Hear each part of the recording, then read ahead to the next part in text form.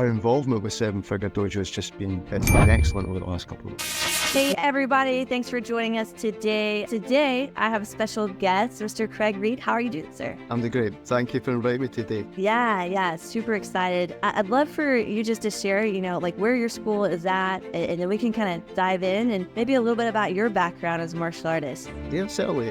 You'll probably recognise from the accent, I'm based from Scotland, lived here all my life, and we're a little bit north of Edinburgh, and we've got a school in a town called Dunfermline, and we teach kickboxing, predominantly kickboxing and some self-defense. That's awesome. And so, how did you get started in training? Is this something you picked up as a kid, or how did that work? I came to martial arts probably a little later than some. I started in my late teens off the back of being at school, and I wasn't particularly great at team sports, didn't really fit in with football or rugby, and a little bit of, not an enormous amount of bullying at school, but some. And I grew up in my teens in the 80s, which was fairly difficult times in the UK for things like football, hooliganism and violence. So there was a background to self-defense there that in the 80s with the football casuals that led me to want to be able to defend myself. So I got into doing Kung Fu initially, and then I was doing Kung Fu for maybe 5-6 years, took a little sabbatical from that, was out for 3 or 4 years, and then got into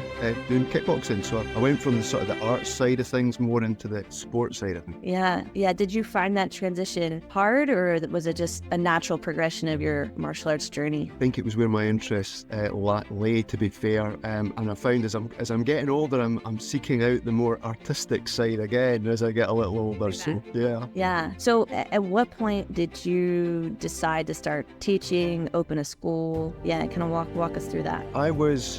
This school started actually with 3 founders. I'm the last remaining founder in the club, but we started with 3, and just over the years just grew. So we came together through a shared interest of the sport, decided to open up a club for ourselves to avoid, mostly as sometimes happens with the politics, we just wanted to get on with things and enjoy ourselves and enjoy the training, and it just grew from there.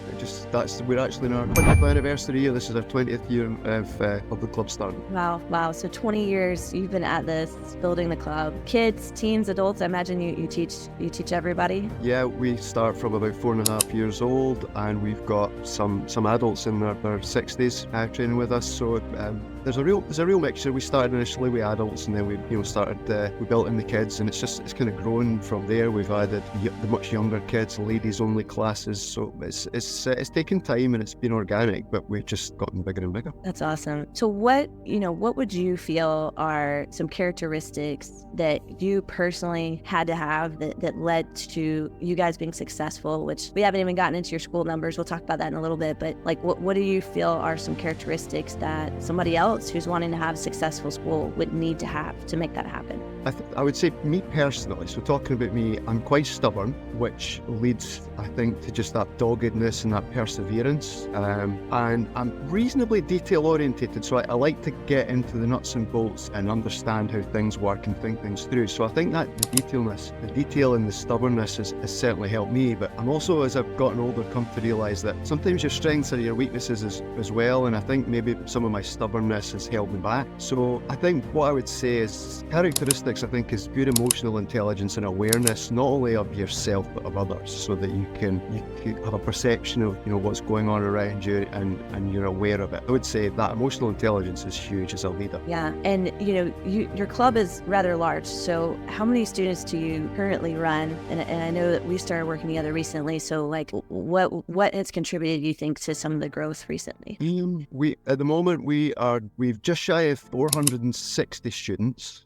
We were up over 460, but we've had the holiday. It was the Easter recently, and we've had a few people leave over Easter holidays. So we're just below the 460. When we joined Seven Figure Dojo, we were around that 415 mark. So you guys have helped us jump considerably over the last 2 months. It's been interesting in terms of the last couple of months. It's been interesting because you guys have provided us with a lot of support, a lot of information. It's been fantastic. The team and the processes that you have in place have been superb. So our involvement with Seven Figure Dojo has just been excellent over the last couple of months. you. Yeah, for sure. And, there's a saying that goes, information is worth pennies, but implementation is worth millions. So what do you feel like you've actually implemented in your school? Maybe not just with us, but just in general, like what are some things that you've implemented over the years? Because you didn't get to 460 overnight. So what are some of those things that a school owner, they maybe want to hit that 400 something mark eventually? Kind of share that. Yeah, I think it's certainly for me, our priorities are team. For sure, our people are really my first. I'd like to spend a fair bit of time making sure that we are investing in our people and making sure that we are working well as a team. Communicating is huge.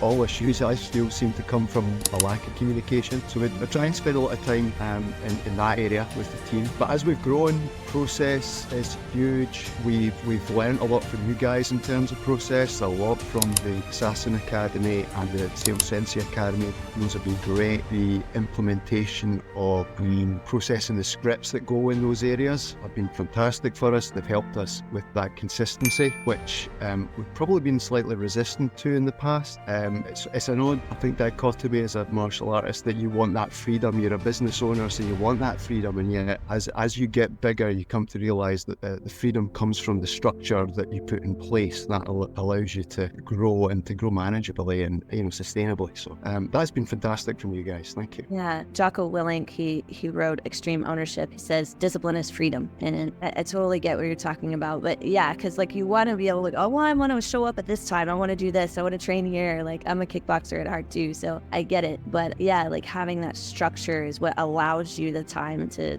go and do those other things as well. So let's say somebody's starting off, like maybe they have 50 students, 100 students. Think back to a version of yourself back then. If they're wanting to build those systems or even implement teamwork, like what were some things that you did in the beginning stages to really create that teamwork and that type of thing? What do you think that might be?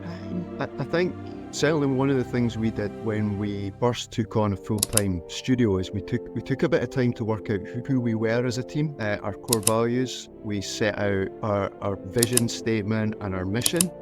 As I've gotten older, I think I've come to appreciate those areas in far greater terms than I used to. I used to believe those were kind of a little bit fluffy and a little bit unnecessary, but knowing your North Star, knowing why you're doing what you're doing, and particularly what your niche is as a club and as a leader is super important. I mean, we've taken a lot of time to understand that and recognise that in ourselves. So not even so much to broadcast that, but I've often found myself distracted by shiny things, and an opportunity comes in from the sides that it's not really something you do, but wouldn't that be really cool? And it's often led to a lot of distraction, some disharmony when people think, well, why are we doing this? This wasn't what we were all about. So I would say go right back to understanding yourself, your niche, and who you're serving. Know your audience, know who your members are, and be honest to that. That's a great place to start. And like I say, it sounds a little fluffy, but I think it sets your direction and it sets your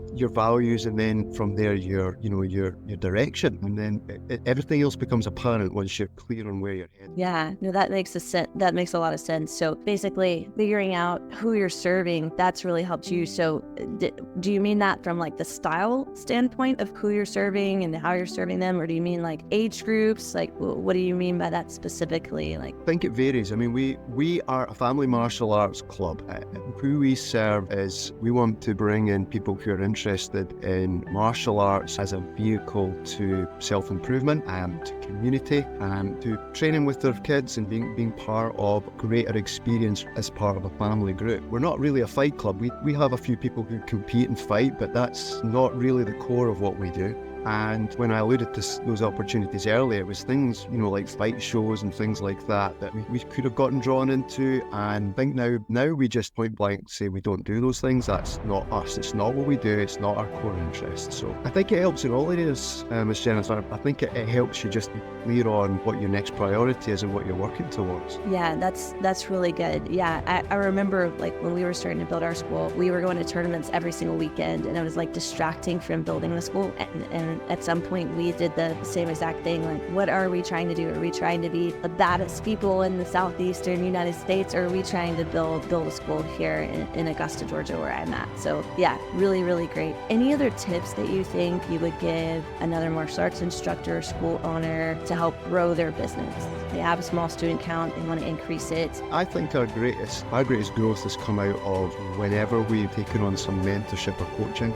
It always feels like a huge decision. I remember talking to my team about whether we should sign up for Seven Figure Dojo, and it always feels like, can we afford this? What's going to be involved? You're uncertain of what you're committing to. But over the years, our biggest leaps forward have always come off the back of some sort of coaching or mentorship with someone. It has been with you. It has been previously. I heard from a personal friend and mentor of mine who said once, and it stuck with me, that you can't do the replace this now. You can't grow without investing up front first. You have to pay for it on the front side. So I would say commit, trust your gut, go with what you feel's right, be involved with a mentor or a coach or a group, a mastermind, whatever it is you choose to do, and then 100% commit to it. You're paying for this expertise, so don't second guess it. Just go with the advice that's offered to you and just go in 100%. Yeah, very wise words. Well, I appreciate you for being on here today, sir. I think that everybody got a ton of information out of this, so I appreciate it, and thanks for being part of 7FD. Well, thank you for having us. It's been a pleasure. Thank you. All right, guys, we'll see you guys next week on our next call. Bye, everybody.